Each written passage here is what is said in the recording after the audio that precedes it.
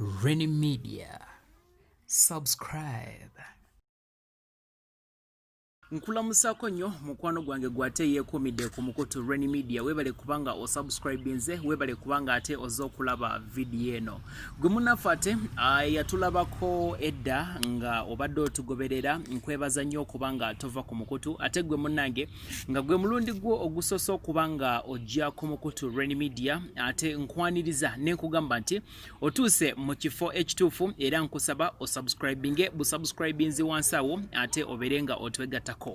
Rainy Rogers gemanya gange era nkusaba gobeera mpita nze mbeerawo okubeera nga nkwereza ensonga ez'enjawulo. Mwebale kubanga ate mungomiikiriza akabanga kembadde nga siriwoko munnange naye nga mbagala nnyo mbagalira ddala era mbadde yeeyo nga ngamba munnange nzirayo ddi ate mbeere nga mbatuukako tubeere nga tuwayaamu. Well, emabega kawo nga wenna bw'omanyi munnange nti tubadde mu kiseera kya lockdown era nga abamu ku bantu abasinga okubanga bakosebwa mu kiseera kino mwe muli abayimbi oluvannyuma lw'okuba nti ebivulu byasazibwamu era nga gavumenti yaweera okubanga abantu bakuŋŋaanira wamu okubanga ate babaako ne bye bakola. Abantu bangi bavayo okubeera nga beekalakaasa, bangi bavayo kubanga basaba kawunga, ate abalala balinga bagaba kagabe. Munnange nno nyongera okujjukiza nti ate tulabika tutuuse ku nkomerero y'ekintu kino era nga gavumenti eri mugezaako okubanga revisinga ensonga eno okubeera nga ejjawo embeera ya lockdown ete abantu baddemu okubanga bakakalabya emirimu gyabwe.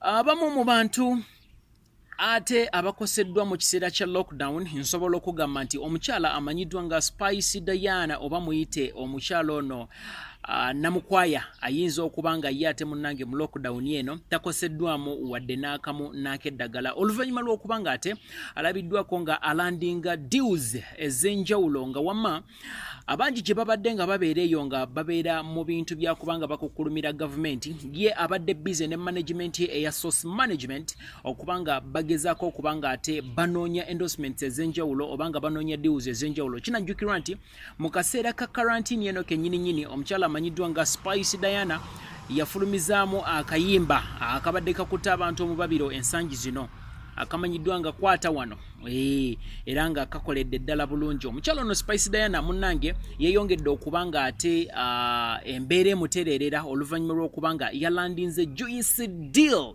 ey'okubanga agenda kuba ambassador wa Kampuni ey'amasimu emanyiddwa nga ITEL Mobile Uganda. Kampuni eno etuusa amasimu ag'enjawulo aga ITEL era nga bw'omanyi nti bagayita ITEL, so ge masimu geetuusa wano e Uganda era nga omukyalo ono amanyiddwa nga Spice Diana ate yaweereddwa role y'okubanga ye ambassador w'essimu ebbiri eziri katale ezimanyiddwa nga P36 ne P36 Pro era nga omukyalo ono wetwogera ssaawa zino nyinza okugamba nti awugira mu nsimbi oluvannyuma lw'okubanga kampuni eno yamutaddemu omusimbi ogw'enjawulo okubeera nga agimaketingira amasimu gano era nga okuva n'olunaku okuva kati suubira okubanga yagenda okuba ambassador wa kampuni y'amasimu eno. Kinajjukirwa nti ennaku bbiri emabegako omukyalo ono yagenda ku mukutu gwe ogwa Instagram n'awandiikayo n'agamba nti I have a new family farm. I'm so glad I'll be working with ITEL Mobile Uganda on the amazing latest P36 and P36 Pro. The most exciting part is that it has a strong battery that you will need to experience yourself. Grab yours at a nearby ITEL shop. Got myself two of them. Bwatyo ate bwe yagenze ku mukutu gwe ogwa Instagram n'apostinga ng'agezaako kubanga agamba abawagizi be oba aba bamufollowinga nti ate ayina family endala gye yeegatiddwako emanyiddwa nga ITEL Mobile Uganda era yagenze maaso n'abeera nga wamma alaga amasimu gano P36 ne P36 Pro aga ITEL. Ayagenze maaso n'okubanga ate ateekayo ebifaananyi ebirala ng'asayininga ddiiru eno era nga wamma yakoze ddiiru ey'obuwanana. So tumwagaliza birungi byereere gwe mukwano gwange ali eyo ng'ate ogoberera Spice Diana n'emirimu gy'akola oba ebintu by'akola genda maaso n'okubanga omukongratulatinga okubanga yatuuse ku ddiiru eno. Awandika wansi mu comment section ombuulire gwe munnange ogamba otya egyosinzira okubanga otulaba embeera ekutambulira etya gwe munnange ogamba otya saidi eyo tubuulire mawulire ki agafeeyo biki ebitambula saidi eyo tubeere nga wamma tutegeera ensonga zino bulambalamba. Wandika wansi ombuuzeeko mukwano gwange mu comment section ate era bw'oba oyagala okubanga nkutumirako wandika mu comment section nja kuba nsoma comment yo era bulambalamba nja kubanga nkutumirako wano ku Mukutu Rainy Media.